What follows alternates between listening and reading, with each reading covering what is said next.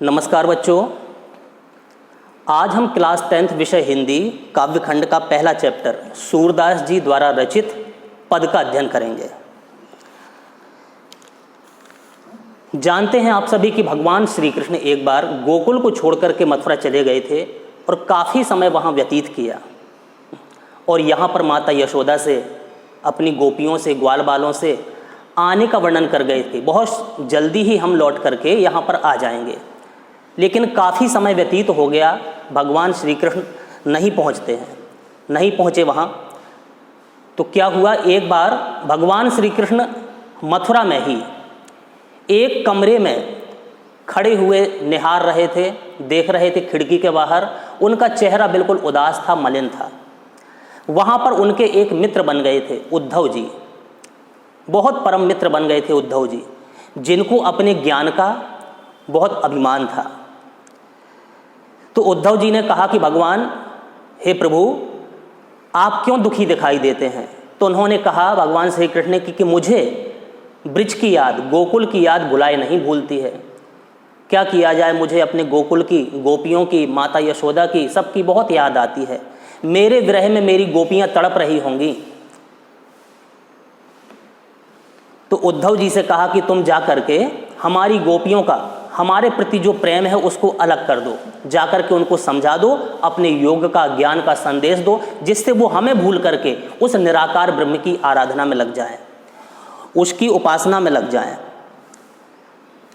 उद्धव जी को बड़ा अभिमान था। उन्होंने कहा कौन सी बड़ी बात है, हम जाते हैं।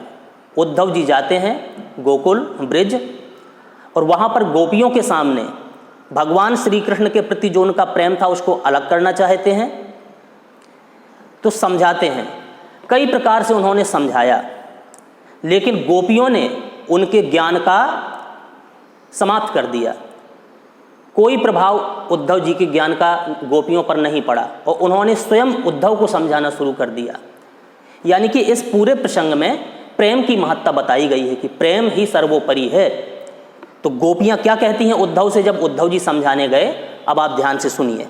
जो पहला पद है, गोपियां कहती हैं कि उद्धव तुम हो अति बड़ भागी। गोपियां कह रही हैं कि उद्धव तुम हो अति बड़ भागी, हे उद्धव तुम वास्तव में बड़े ही भाग्यशाली हो। बड़भागी माने भाग्यशाली। उद्धव तुम वास्तव में भाग्यशाली हो। अपरस रहत स्नेह तगाते नाहिन मन अनुरागी।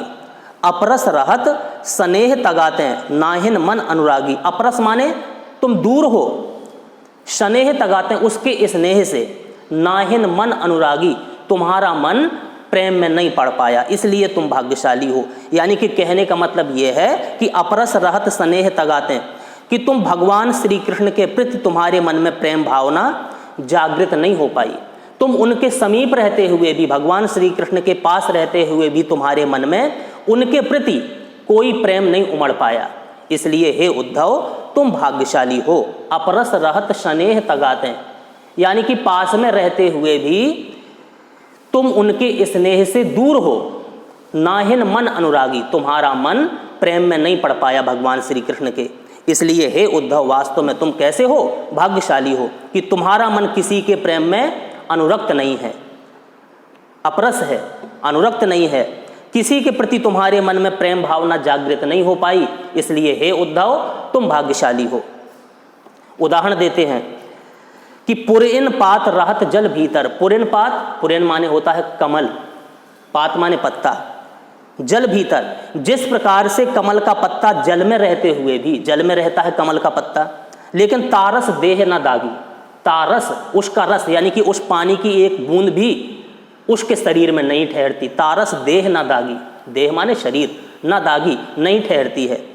जिस प्रकार कमल का पत्ता पानी में रहते हुए भी पानी की एक बूंद को अपने अंदर धारण नहीं करता, पानी की एक बूंद उस पर नहीं ठहरती, उसी प्रकार से तुम्हारा जीवन उद्धव है कि भगवान श्री कृष्ण के समीप रहते हुए भी तुम्हारा मन भगवान श्री कृष्ण के प्रेम में नहीं पड़ पाया। दूसरा उदाहरण गोपियां देती हैं, ज्यों जल माह तेल की गागर, बूंद न ताको लागी। ज्यों जल माह, ज्यों माने जिस प्रकार से, जल माह माने जल में, तेल की गागर, तेल लगी हुई गागर, तेल से सनी हुई गागर, बूंद न ताको लागी, एक बूंद उस पर नहीं ठहरती। तुम्हारा जीवन हे उद्धव उसी प्रकार से है जिस प्रकार तेल लगी हुई गागर में पानी की एक बूंद नहीं ठहरती, उसी प्रकार से तुम्हारा जीवन है कि भगवान श्री कृष्ण के समीप रहते हुए भी भगवान के प्रति तुम्हारे मन में प्रेम उत्पन्न नहीं हो पाया।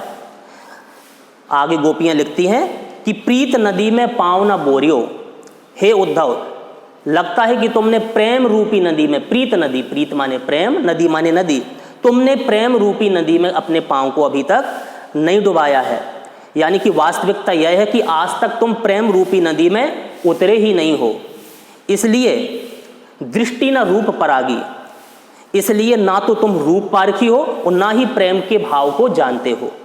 तुमने आज तक प्रेम रूपी नदी में अपने पाँव को डुबाया ही नहीं है, इसलिए हे उद्धव तुम कैसे हो, तुम रूप पारखी नहीं हो और ना ही प्रेम भाव तुम्हारे मन में जागृत हुआ है। लेकिन गोपियां कहती हैं कि हम तो इससे अलग हैं, तुम्हारे जैसे से, जैसा तुम्हारा जीवन है उससे हम बिल्कुल अलग हैं।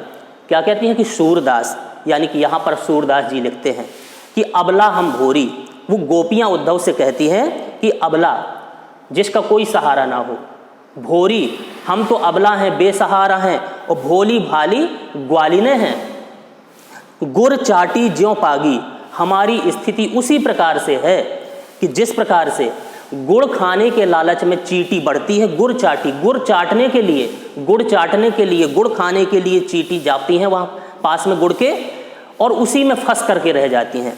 तो हमारी स्थिति भी उन चींटियों की भांति है कि गुड़ खाने के लालच में चींटी जाती हैं और गुड़ में ही फंस करके रह जाती है, निकल नहीं पाती और तड़प तड़प कर वहीं पर अपने प्राणों को त्याग देती हैं। उसी प्रकार से हे उद्धव हमने भी भगवान श्री कृष्ण को अपना पूरा जीवन समर्पित कर दिया है और तुम कहते हो कि कन्हैया को भूल जाओ। अगर ऐसा प्रयास करेंगे तो हम भी कन्हैया के वियोग में, भगवान श्री कृष्ण के वियोग में तड़प तड़प के प्राण त्याग देंगे, क्योंकि हमारा जीवन भी उसी प्रकार से हो गया है जिस प्रकार चींटियाँ गुड़ खाने के लालच में जाती हैं, गुड़ में फंस करके ही प्राण त्याग देती हैं, उससे निकल नहीं पाती। उसी प्रकार से भगवान श्री कृष्ण का जो प्रेम हमारे मन में है, बसा हुआ है जो प्रेम भगवान श्री कृष्ण के प्रति, वो नहीं निकल सकता और तुम निकालने का प्रयास करोगे तो हम तड़प तड़प के मर जाएंगे। ये पहला पद हुआ। अब आगे, मन की मन ही मांझ रही। भगवान श्री कृष्ण कन्हैया गोपियों से कह गए थे कि हम बहुत जल्दी लौट करके आ जाएंगे, लेकिन कन्हैया नहीं आए। तो गोपियां क्या कहती हैं कि मन की मन ही मांझ रही, हे उद्धव कृष्ण से मिलने की अभिलाषा अब तो हमारे मन में ही रह गई। कन्हैया तो कह गया था कि हम बहुत जल्दी लौट करके आ जाएंगे, लेकिन उससे मिलने की जो अभिलाषा है, इच्छा है, अब वो हमारे मन में ही रह गई। हमें यह आशा थी कि शीघ्र ही कृष्ण के दर्शन होंगे, शीघ्र ही कृष्ण के दर्शन होंगे, ये इच्छा हमारी थी, लेकिन मन की मन ही मांझ रही। वो कृष्ण से मिलन की अभिलाषा अब तो हमारे मन में ही रह गई है। कहिए जाई कौन पे उद्धव ना ही परत कही। वो गोपियां कहती हैं उद्धव से, कहिए जाए कौन पे उद्धव। हम चाहती थी कि जिन बातों को ना कहना पड़े उन बातों को अब हम किससे जा करके कहें। कहिए जाए कौन पे उद्धव, जो हम किसी को जो बातें नहीं बताना चाहते थे, अपने मन की व्यथा, अपने बात को भगवान श्री कृष्ण को ही बताना चाहते थे, अब वो तो आया नहीं। तो कहिए जाए कौन पे उद्धव, हे उद्धव अब वो हम बातें किससे जाकर कहें। ना ही परत कही, किसी से कहते नहीं बनता, किसी से कहने वाली वो बातें नहीं हैं। जो हम अपनी बातें कन्हैया को सुनाना चाहते थे, अब बताइए वो जाकर के किससे सुनाएं। अवधि आधार आस आवन की, अवधि आधार आस आवन की तनमन व्यथा सही। हमारे मन में क्या लिखा है, अवधि आधार। अवधि, अवधि माने होता है समय। हर पल कृष्ण के आने की उम्मीद हम बनाए बैठे थे। अवधि आधार आस आवन की, भगवान श्री कृष्ण के आने की उम्मीद हम हर पल बनाए रखे थे कि भगवान श्री कृष्ण यानी कन्हैया लौट करके जरूर आ जाएगा, और इसी उम्मीद में कि कन्हैया कभी ना कभी आ जाएगा, तो उसके वियोग के व्यथा को हर प्रकार से हमारे तन मन व्यथा सही, हमारे शरीर ने, हमारे मन ने हर प्रकार के कष्ट को सहन किया। बस इसी प्रकार से हम जिंदा हैं, इसी कारण से, क्योंकि कन्हैया के आने की एक उम्मीद लगी हुई थी और उस उम्मीद में हमारे शरीर ने और मन ने हर प्रकार के कष्ट को सहन किया। अच्छा, वो हमारा समय इसी आशा के सहारे बीत रहा था कि भगवान श्री कृष्ण से कभी ना कभी भेंट होगी। आगे, अब इन जोग संदेशन सुन सुन बिरहन बिरह जली।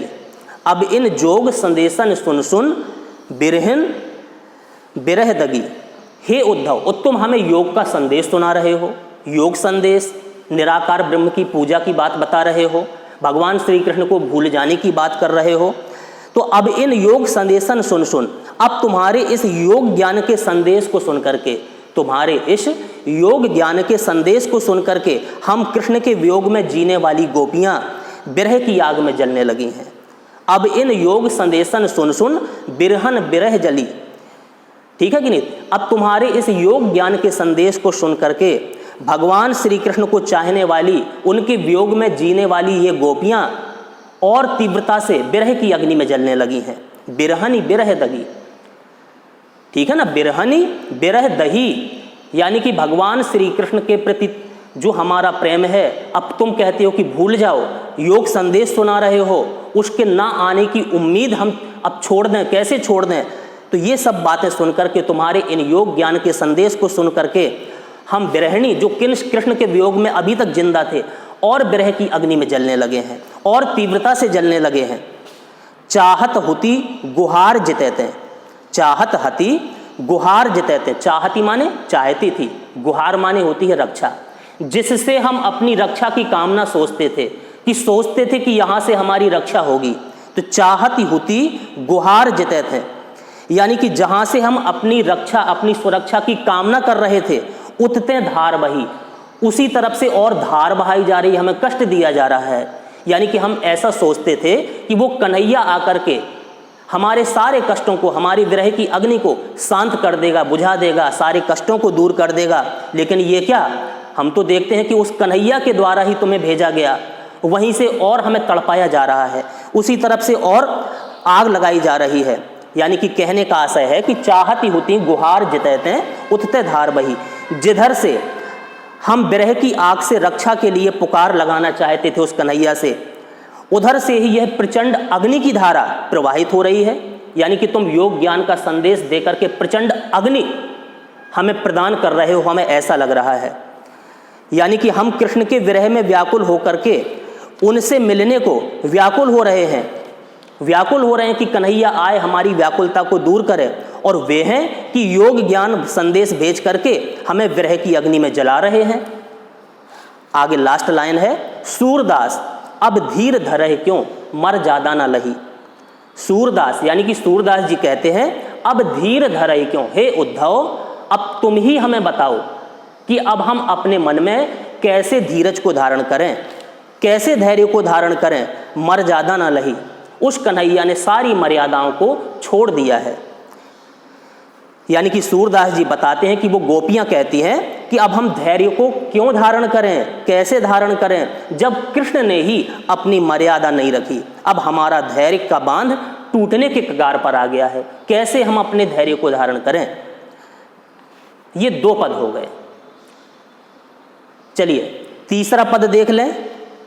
तीसरे पद में सूरदास जी लिखते हैं कि वो गोपियां उद्धव को समझाते हुए कह रहे हैं कि हमारी स्थिति कैसी है, सुन लीजिए। गोपियां कहती हैं कि हमारे हरि हारिल की लकड़ी, हमारे हरि, हरि किसको कहा गया, भगवान श्री कृष्ण के लिए कहा गया कि हमारे हरि हारिल की लकड़ी, यानी कि हमारा कन्हैया, हमारे श्री कृष्ण हमारे लिए हारिल की लकड़ी की भांति है। हारिल एक पक्षी होता है जो हमेशा उड़ते वक्त अपने पंजों में एक तिनका दबाए रहता है। हारिल नाम के पक्षी की यह विशेषता है कि उड़ते वक्त अपने पंजों पर एक तिनका दबा करके उड़ता है। तो वही गोपियां समझाते हुए कहती हैं उद्धव को कि हमारी स्थिति भी हारिल पक्षी की भांति है, हमारे हरि हारिल की लकड़ी, यानी कि हमारा कन्हैया हमारे लिए हारिल की लकड़ी की भांति है। जिस प्रकार से हारिल पक्षी उड़ते वक्त अपने पंजों पर हमेशा कुछ न कुछ तिनका दबा करके उड़ता है, उसी प्रकार से हारिल की पक्षी की भांति हमने भी कन्हैया को अपने हृदय में जकड़ लिया है, पकड़ लिया है। अब वो छुड़ाए नहीं छूटता। हारिल पक्षी की भांति जैसे हारिल तिनका दबा करके उड़ता है, छोड़ता नहीं है, उसी प्रकार से कन्हैया को भी हमने अपने हृदय में जकड़ लिया है। तो हमारी स्थिति भी हारिल की लकड़ी की भांति है, हमारा कन्हैया भी हमारे लिए हारिल की लकड़ी की भांति है। मन कृम वचन नंद नंदन उर, यह दृढ़ करी पकड़ी। मन कृम वचन, हमने अपने उस कन्हैया को मन से, कृम यानी कर्म से, वचन वचन के द्वारा, नंद नंदन उस नंद के बेटा कन्हैया को, उर अपने हृदय में, दृढ़ करी पकड़ी। दृढ़ माने होता है मजबूती से, पकड़ी माने पकड़ लिया है। हमने उस कन्हैया को मन कृम और वचन से बड़ी मजबूती से जकड़ लिया है अपने हृदय में। अब वो छूट नहीं सकता, हमारे हृदय से दूर नहीं जा सकता, हमारे मन से कहीं दूर नहीं जा सकता। ठीक है कि नहीं? यानी कि हमने मन कृम वचन से नंद के पुत्र उस कन्हैया को अपने हृदय में जकड़ लिया है। अब हमारी स्थिति कैसी है कि जागत सोवत स्वप्न दिवस निसी कान्ह कान्ह जकरी।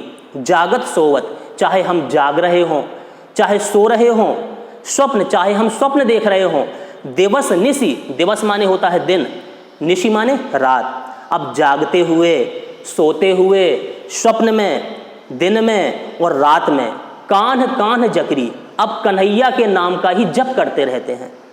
यानी कि हर वक्त प्रत्येक क्षण कन्हैया के नाम को ही हम लोग उच्चारते रहते हैं। ये स्थिति है, चाहे जागते हुए हों, चाहे सोते हुए हों, चाहे स्वप्न में हों, चाहे दिन हो, चाहे रात हो, बस कन्हैया कन्हैया का ही जप करते रहते हैं, कन्हैया के नाम को ही हम उच्चारित करते रहते हैं। और तुम हमें योग का संदेश दे रहे हो, कह रहे हो कि कन्हैया को भूल जाओ। तो सुनत जोग लागत है ऐसो ज्यों करुई ककरी। सुनत जोग यानी कि तुम्हारे इन योग संदेश को सुन करके लागत है, अब तो हमें ऐसे लगता है ज्यों करुई ककड़ी, जैसे हमें कोई कड़वी ककड़ी खिला रहा हो। तुम्हारे इन योग संदेश को सुन करके हमें ऐसे लग रहा है कि जैसे हमें जबरदस्ती कोई हमारे मुख में कड़वी ककड़ी डालता है, कड़वी ककड़ी डाल रहा हो।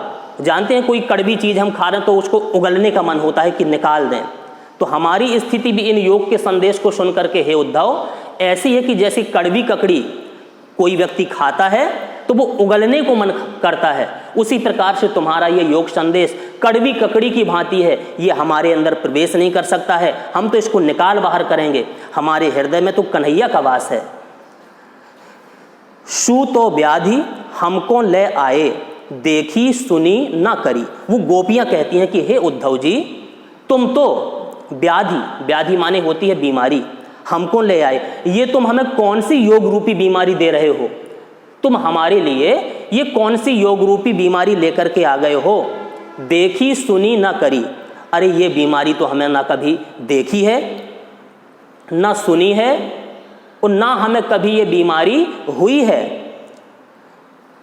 ठीक है ना? यानी कि तुम हमारे लिए ऐसा रोग ले आए हो जिसको ना कभी हमने देखा है, ना कभी सुना है और ना कभी उसका भोग किया है। यह तो सूर तिनहि ले सौंपो। उद्धव जी कहते हैं, उद्धव जी को गोपियां कहती हैं कि सूरदास जी यहां पर लिख रहे हैं कि यह तो सूर तिनहि ले सौंपो। सूरदास जी लिखते हैं कि वो गोपियां उद्धव से कह रही हों। क्या कहती हैं उद्धव जी से? कि यह तो सूर तिनहि ले सौंपो। यह जो योग ज्ञान रूपी संदेश हमारे लिए लेकर के आए हो ना, हमें इसकी आवश्यकता नहीं। ये तो तुम ले जा करके उनको सौंप दो, उनको सौंपो ये योग संदेश। ठीक है? जिनके मन चक्री, जिनके मन चक्री, चक्री मतलब चलायमान हो, चंचल हो, जिनके मन चंचल हैं उनको योग सिखाइए आप, उनको योग ज्ञान का संदेश दीजिए। क्योंकि हमारा मन तो स्थिर हो गया है, और जिसका मन स्थिर हो गया है, भगवान के चरणों में लग गया है, उसको योग की आवश्यकता नहीं है। तो हे उद्धव, तुम ये योग संदेश उन लोगों को जाकर के सुनाओ जिनके मन चलायमान हैं, चंचल हैं। हमारे ऊपर इस योग ज्ञान का कोई फर्क नहीं पड़ेगा। हमारा मन तो पहले से ही स्थिर हो गया है। हमने अपने तन मन जीवन सब कुछ भगवान को ही समर्पित कर दिया है, उस कन्हैया को ही समर्पित कर दिया है। इसलिए योग की हमें आवश्यकता नहीं, हमारा तो मन पहले से स्थिर है। ठीक है ना? यानी कि क्या क्या कहा सूरदास जी ने कि गोपियों ने उद्धव से कहा कि यह निर्गुण ज्ञान का रोग उन्हीं के लिए है जिनके मन चकई हैं, चलायमान हैं, चंचल हैं, अस्थिर हैं, जिनके स्थिर नहीं हैं। हमारा मन तो स्थिर हो गया है, इसलिए हमें इस योग संदेश की आवश्यकता नहीं है। चलिए लास्ट पद है, लास्ट पद में गोपियां लिखते हैं।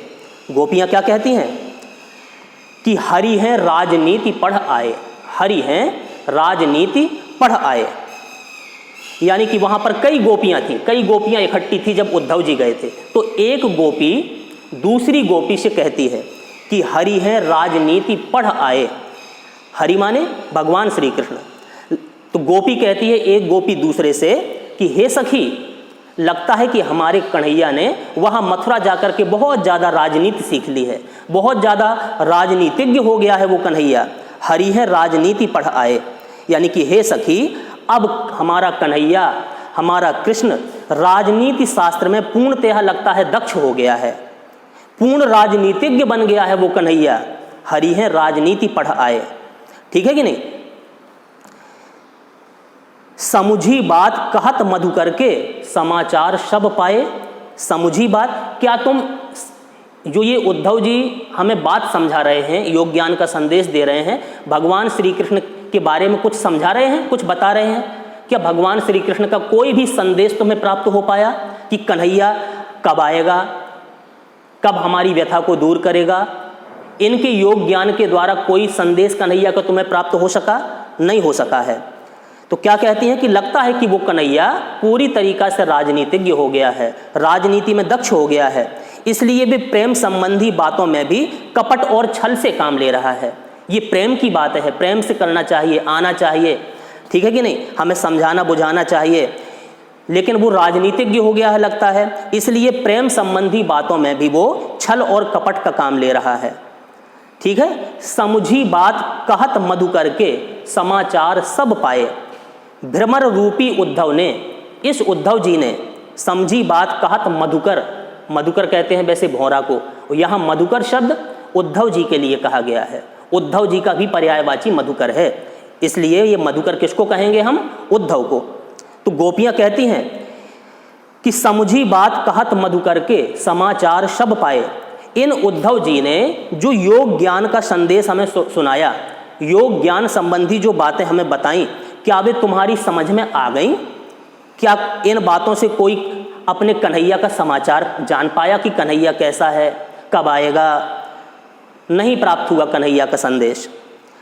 तो समझी बात कहत मधुकर के समाचार सब पाए, ठीक है। इन उद्धव जी के योग ज्ञान के संदेश के द्वारा हे सखी, क्या तुम्हें कन्हैया का कोई संदेश प्राप्त हो पाया, या योग ज्ञान की बातें तुम्हारी समझ में आ गई? हमारी तो समझ में नहीं आई। आगे, एक अति चतुर होते पहले ही अब गुरु ग्रंथ पढ़ाए। एक अति चतुर होते पहले ही, एक गोपी दूसरी गोपी से कहती है कि हे गोपी, एक अति चतुर होते पहले ही, वो कन्हैया तो पहले से ही चतुर था, हमारा कन्हैया तो पहले से ही चतुर था, लेकिन अब गुरु ग्रंथ पढ़ाए, हमें गुरु ग्रंथ पढ़ाने के लिए उद्धव जी को भेज दिया है, ठीक है ना। कृष्ण तो पहले से ही बहुत चालाक थे, चतुर थे, जिन्होंने हम सबको अपने कपट युक्त प्रेम जाल में पहले फंसा लिया, पहले अपने प्रेम जाल में फंसा लिया, और हमें यहाँ तड़पता छोड़ करके मथुरा चला गया, तड़पता छोड़ करके मथुरा चला गया, ठीक। उन्होंने अपनी विशाल बुद्धि का, कि कितनी बड़ी बुद्धि है कन्हैया की, और अपने विवेक का परिचय देने के लिए हम नारियों को योग उपासना का संदेश भेज दिया है। वस्तुतः वास्तव में यह उसकी मूढ़ता है जो हम युवतियों को योग ज्ञान का संदेश भेज रहा है। हम इस जाल में नहीं फंसने वाले, इसमें नहीं पढ़ने वाले। तो लगता है कि हमारा कन्हैया एक तो पहले से ही चतुर हो गया है, अब हमें योग ज्ञान का संदेश देने के लिए उद्धव जी को भेज दिया है, ठीक है कि नहीं। बढ़ी बुद्धि जानी जो उनकी, जोग संदेश पठाए। बढ़ी बुद्धि, हे सखी, लगता है हमारे कन्हैया की बुद्धि भी विकसित हो गई है, बुद्धि भी उसकी तीव्र हो गई है। बढ़ी बुद्धि जानी जो उनकी, जोग संदेश पठाए। लगता है उस कन्हैया की बुद्धि बढ़ गई है, जो हमें योग का संदेश देने के लिए उद्धव जी को भेज दिया, और हमारे मन में इस योग संदेश का कोई असर ना होगा, ठीक। आगे सूरदास जी लिखते हैं कि बस उद्धव भले लोग आगे के, परहित डोलत धाये। उद्धव भले लोग आगे के, परहित डोलत धाये। वो गोपी कहती है, एक गोपी कहती है उद्धव जी से कि हे उद्धव जी, तुम्हारे योग संदेश के द्वारा हमें कन्हैया का कोई संदेश नहीं मिला, बस हम एक कार्य चाहते हैं कि उद्धव भले लोग आगे के, परहित डोलत धाये। हे उद्धव जी, पहले को जो लोग हुआ करते थे वो दूसरों का उपकार करने वाले, हित माने होती है उपकार करना या भलाई करना। उद्धव भले लोग आगे के, पहले के लोग कैसे होते थे? भले होते थे, अच्छे होते थे, जो परहित डोलत धाये, परहित दूसरी की भलाई करने के लिए दौड़ते फिरते थे, घूमते फिरते थे, दूसरे का भला करने के लिए पहले के लोग बहुत अच्छे हुआ करते थे। लेकिन हमारा कन्हैया बदल गया है। आगे गोपियां क्या कहती हैं? अब अपने मन फेर पाई हैं। हे उद्धव जी, अब तो हम एक चीज चाहते हैं, अब अपने मन फेर पाई हैं, चलत जू होते चुराए। कन्हैया से कह देना तुम जाकर के, अब अपने मन फेर पाई हैं, अब हमारा मन जो वो जाते वक्त चुरा करके ले गया है, मथुरा जाते वक्त जो हमारे मन को चुरा करके ले गया है, वो हमें वापस कर दे। क्योंकि हमारा मन तो कन्हैया के पास में है, तो हम अपने मन के बिना यहाँ पर तड़प रहे हैं। हमारा मन कन्हैया के चरणों में लग गया है। तो हे उद्धव, तुम्हारे योग ज्ञान का भी कोई फर्क हमारे मन में नहीं पड़ रहा है, क्योंकि हमारा मन तो कन्हैया के पास में है। तुम जाकर के कन्हैया से कह देना कि हे कन्हैया, जो गोपियों के मन को तुम जाते वक्त, मथुरा जाते वक्त चुरा करके ले गए थे, अब उसको वापस कर दो, वापस कर दो, लौटा दो। ते क्यों अनीति करे आपुन, जे और अनीति छुड़ाए। ठीक है ना? ते क्यों अनीति करे आपुन, जे और अनीति छुड़ाए। गोपियां कहती हैं कि हे उद्धव जी, आज वो हमारा कन्हैया क्यों अनीतिपूर्ण कार्य कर रहा है, क्यों अनीतिपूर्ण कार्य को कर रहा है, हमें क्यों तड़पा रहा है। जे और अनीति छुड़ाए, जिसने दूसरों को अनीतियों से छुड़ाया, बुराइयों से दूर करवाया, वो कन्हैया आज स्वयं क्यों अनीतिपूर्ण कार्य कर रहा है। ठीक है कि नहीं? उनसे ऐसे अनीतिपूर्ण कार्य की आशा हमें नहीं थी, जो दूसरों की परंपराओं और रीतियों को छुड़वाने में लगे हुए हैं, वे स्वयं क्यों नहीं न्यायपूर्ण आचरण कर रहे हैं। आज वो कन्हैया स्वयं क्यों अनीत का कार्य कर रहा है, क्यों न्याय नहीं कर रहा है हम गोपियों के प्रति। ठीक है? आगे गोपियां कहती हैं कि राज धर्म तो यह सूर। सूरदास जी कहते हैं कि वो गोपियां उद्धव को समझाते हुए कहती हैं कि हे उद्धव जी, लगता है कि हमारा कन्हैया मथुरा में राजा बन गया है। तो राजधर्म, अगर राजा भी बन गया है तो राजा का यह धर्म होता है, ठीक है, जो प्रजा ना जा ही सताए, जो अपनी प्रजा को किसी प्रकार से ना सताए। राजा अगर बन गया है कन्हैया, तो राजा का भी यही धर्म होता है, जो किसी प्रकार से अपनी प्रजा को कष्ट ना दे, किसी प्रकार से अपनी प्रजा को ना सताए। यानी कि गोपियों के कहने का आशय है कि राजा या शासक का धर्म यह होता है कि उसकी प्रजा पर कोई अत्याचार ना हो, उसे किसी तरह से दुखी ना किया जाए। जबकि कृष्ण ने स्वयं स्वार्थ के लिए, अर्थात कुब्जा का प्रेम पाने के लिए, हमारे सुख को लूटने के प्रयोजन से योग ज्ञान का संदेश भेज दिया है। तो वो राजा बन गया है, उससे कह देना हम उसकी प्रजा हैं और अपनी प्रजा का ध्यान करें, अपनी गोपियों का ध्यान करें। ठीक है ना? किसी प्रकार से उनको सताए ना। तो ये आपका भ्रमर गीत, ठीक है, पद जो था सूरदास जी द्वारा लिखा हुआ, इसको आपने सुना। इसके कुछ महत्वपूर्ण प्रश्न हैं, उसको आप सुन लीजिए। जैसे पेपर में आपसे पूछ दिया जाए कि गोपियों द्वारा उद्धव को भाग्यवान कहने में क्या व्यंग्य निहित है, क्यों कहा है गोपियों ने उद्धव को भाग्यवान, क्या व्यंग्य उसमें छिपा हुआ है। तो लिख सकते हो कि गोपियों द्वारा उद्धव को भाग्यवान बनाने के पीछे यह व्यंग्य है कि उद्धव अभागा है, अभागा है, जो कृष्ण के प्रेम और सौंदर्य के समीप रहता हुआ भी उसके आकर्षण और बंधन से मुक्त है। भगवान श्री कृष्ण के पास रहते हुए भी उसके रूप सौंदर्य के आकर्षण में नहीं फंस पाया, इसलिए वो भाग्यवान है।